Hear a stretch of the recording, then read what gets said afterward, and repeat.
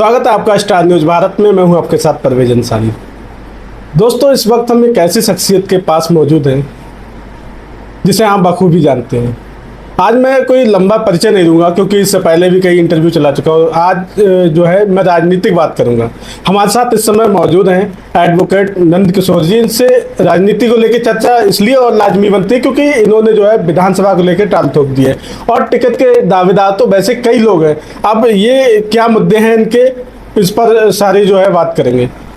Sir, सबसे पहले हमारे चैनल स्टार न्यूज भारत में आपका बहुत बहुत स्वागत है। भाई साहब, आपका बहुत बहुत धन्यवाद और आपके स्टार न्यूज सभी श्रोता को, सभी आपके स्टाफ के, आप लोग को धन्यवाद कि आपने इस लायक समझा जो हमारी वार्ता जनता तक जा रही है। क्या चल रहा है राजनीति में इस समय, जैसा कि आपने राजनीति में कदम रख दिया है?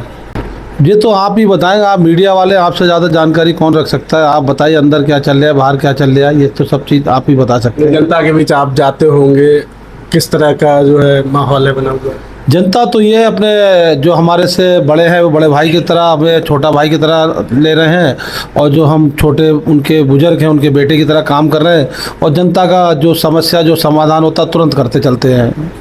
अच्छा, इस समय काफ़ी भंडारे वगैरह चल रहे हैं। हमने आपकी कई पोस्टें भी देखी हैं, भंडारे में लगातार आप जा ही रहे हैं। तो क्या सिर्फ भंडारे में जाने से काम हो जाएगा? नहीं, भंडारा तो एक धार्मिक वो है, वहाँ जाना आना चाहिए, जाना भी चाहिए। और दूसरा एक प्रसाद के रूप में ग्रहण करना चाहिए। तो जहाँ जहाँ हमें बुलाया जाता है तो हम प्रसाद ग्रहण करने जाते हैं। तो वहाँ एक आध्यात्मिक से जुड़े होने के नाते वहाँ पे पहुँचना भी चाहिए। तो वहाँ पे तमाम तरीके की वार्ता होती है, तो उस वार्ता में हम लोग बैठते हैं, वार्ता भी करते हैं। अब तक आपने विधानसभा क्षेत्र की कितनी समस्याओं पर नजर डाली जो आपको लगता हो कि हाँ ये समस्याएं हैं?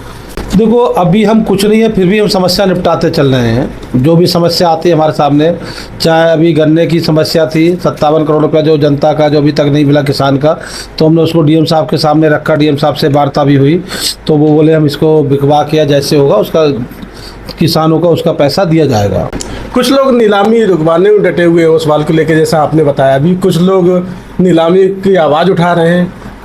क्या नहीं, नीलामी की आवाज़ उठा रहे हैं, अच्छा है, ये तो सरकार के हाथ में है। और फिर प्राइवेट संस्था उसको कैसे नीलामी होगी ये तो ऊपर वाले लोग जानते हैं। लेकिन हमें जहाँ लगा था तो हमने बात रखी डीएम साहब के सामने कि किसानों को भुगतान हो जाए। तो उनका शादी है, बच्चों की शिक्षा है, बच्चों की पढ़ाई है, बीमारी है, तो 2 साल व्यक्ति 1 साल अपनी फसल करता है, फिर उसके बाद उसे उसका मुआवजा नहीं मिले, उसे मुआवजा कह रहा सॉरी, अब उसको अपना गन्ने का भुगतान मिलेगा तभी तो अपने बच्चे को पढ़ा सकता है और अपना शादी विवाह बच्चों की कर सकता है। जैसे कि सभी नेता जितने भी दावेदार हैं जमीनी स्तर पे दिख रहे हैं, लेकिन आप जो चर्चाएं हैं, आप सिर्फ जो है या तो भंडारे में ही सिर्फ पहुंचते हैं या फिर आपने जो प्रचार करा रखा है वहीं दिखते हैं? नहीं, ये तो आप ही बता सकते हो। वैसा आपसे ज़्यादा कौन जानता हो, हम तो हर जगह दिखते हैं। अब आपका चश्मा कौन सा है, किस समय आप कौन से चश्मे समय देख रहे हैं, ये तो सब आप पे ही निर्भर करता है ना। हम तो जनता का हर प्रोग्राम हर उसमें घूम चल जाते हैं। और अभी हाल में हमने प्याऊ भी लगवा रखी, 2 रिक्शे भी हमारे घूम रहे हैं। तो ये वो नज़र से आप नहीं देख पा रहे, तो ये तो आप लोग से ज़्यादा कौन देख सकता है। वैसे तो कई दावेदार हैं बीजेपी से, रमेश गंगवार हैं और डॉक्टर आशुतोष गंगवार जी हैं और मौजूदा विधायक तो नहीं है विशाल गंगवार है। इस बीच आपको टिकट क्यों मिले? भाई, ये तो जनता पे निर्भर करे। जब हम जनता की सेवा करेंगे, जनता का काम करेंगे, क्योंकि हमारे पापा ने 69-71 का चुनाव लड़ा, सेना में सेवा करी है, युद्ध लड़ा, तो हम जनता की सेवा के लिए आए, निकल के जनता की सेवा करना चाहते हैं। हम यहाँ से लेके हाई कोर्ट, सुप्रीम कोर्ट तक व्यक्ति को न्याय दिलाने के लिए और हर चीज़ में साथ में सक्षम है, उनकी हर तरीके से मदद करने।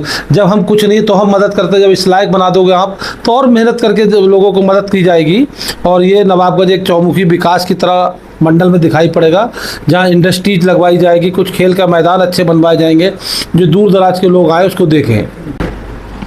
कहते हैं डबल इंजन, लेकिन अगर हम देखें तो सारे इंजन यहाँ पर जो है बीजेपी के ही हैं। उसके बावजूद भी आपको क्या लगता है नवाबगंज में अब तक जो होना चाहिए और नहीं हुआ है? वो हमें जानकारी नहीं है क्या होना चाहिए क्या नहीं होना चाहिए, लेकिन जो भी है वो हो रहा है और नहीं हो पा रहा है तो आगे सरकार में होगा हमारी जो बनेगी। इन सबसे हट के आप क्या करेंगे? हम जनता की सेवा करेंगे, इनसे बढ़ के करेंगे। हमारे लोग जानते हैं हम किस नेचर के, हम गरीब मजदूर किसान सबके हित की बात करते हैं, सबकी समस्याओं समाधान करते हैं। हम जमीन से जुड़े हुए हैं। आपने देखा भले हम करोड़पति के घर नहीं जाए, लेकिन गरीब के घर जरूर जाते हैं हम। चाहे शादी हो, चाहे विवाह हो, चाहे भंडारा हो। लखपति करोड़पति के यहाँ नहीं जाए, लेकिन गरीब के यहाँ जरूर जाते हैं, क्योंकि वो हमारा दिल का अंग है एक प्रकार से। उसकी समस्या कोई सुनने वाला नहीं है, तो उसकी समस्या हम सुनते उसके घर तक जाते हैं। जैसे और हम देखते हैं नेता जो है कभी ज्ञापन देते हैं, तरह तरह के आते हैं, लेकिन आपकी जो है हम लगातार जो पोस्ट देखते हैं बस कागजों में देखते हैं आप। भाई धरातल में हमसे ज़्यादा कोई नहीं है। हमारा 24 आवर्स मोबाइल चलता है। ना हमें कुछ विरासत में मिला, ना विरासत की हम चाहते हैं। हम ज़मीन से जुड़े हुए व्यक्ति हैं, ज़मीन से निश्चित तरह से ऊपर तक लेके जाते हैं, उनकी समस्या का समाधान कराते हैं।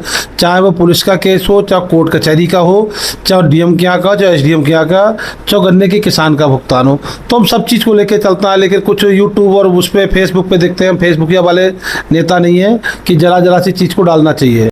किसकी तरफ इशारा है आपका? फेसबुक के नेता होता है? नहीं, हम इशारा किसी की नहीं। आजकल आप वो तो आप ही से ज़्यादा कौन जान सकता है। आप लोग मीडिया वाले, आप जो घर घर की बात जानते हैं, तो हम इतना कहाँ पहुँच पाएंगे वहाँ तक।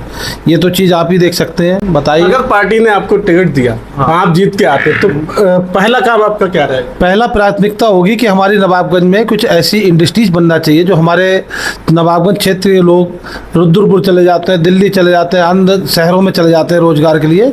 एक इंडस्ट्रीज होना चाहिए, एक ऐसा यूनिवर्सिटी खुलना चाहिए जो वहाँ पे हर क्षेत्र की पढ़ाई होनी चाहिए, कृषि से लेके टेक्निकल, कंप्यूटराइज, हर चीज़ की पढ़ाई होनी चाहिए, जिससे जो बच्चा निकले नवाबगंज का नाम रोशन करे। यही मेरी उनसे लोगों से उम्मीद है हम लोगों को, कि एक व्यक्ति आएगा तो ऐसे सरल स्वभाव का 24 घंटा हमें पकड़ के बच्चे की तरह, बेटे की तरह ले जाके हमसे काम करा सकते हैं। हमारा कोई पैसा धन कमाने का काम नहीं है। हमारा ये कि क्षेत्र में जनता की बात सुनना चाहिए और जनता की समस्या को आगे बढ़ाना चाहिए। आपको लगता है नवाबगंज में रोजगार की समस्या है? हाँ बिल्कुल है, क्योंकि आप देखेंगे कम से कम 10 से 15% लोग हमारे यहाँ जो रुद्रपुर में है और अन्य दिल्ली आसपास के शहरों में चले जाते हैं, बेचारे रोजगार करने चले जाते हैं, कहीं तमाम फैक्ट्री में नौकरियां कर रहे हैं। तो जब हमारे नगर में ही और तहसील में ही अगर रोजगार मिलेगा तो इधर उधर क्यों जाएंगे। नवाबगंज के जो मौजूदा हालात हैं उसको लेके क्या कहेंगे? नवाबगंज में तो सही हालात है, ऐसा कोई हालात हमें दिखते नहीं हैं। तो लगता है पार्टी आपको टिकट देगी? और पार्टी के हम सच्चे सिपाही हैं। जब से होश संभाला है, संघ और बीजेपी विद्यार्थी परिषद के पदाधिकारी रहे, पार्टी में पदाधिकारी रहे हैं, तो पार्टी अगर हम पे विश्वास जमाती है तो हम विश्वास पे हर तरीके से खड़े उतरेंगे। पार्टी के हम सिपाही हैं। पार्टी अगर किसी अन्य को देती है तो हम अन्य के साथ उसे लड़ाएंगे। बहुत बहुत धन्यवाद। तो जिस तरह से वकील साहब ने बताया कि पार्टी के सच्चे सिपाही हैं और पार्टी के साथ डटे रहेंगे, वो तो आने वाला वक्त बताएगा किस तरह से जमीनी स्तर पर उतर पाते हैं। हालांकि राजनीतिक जो है सरगर्मियां लगभग तेज हो चुकी हैं।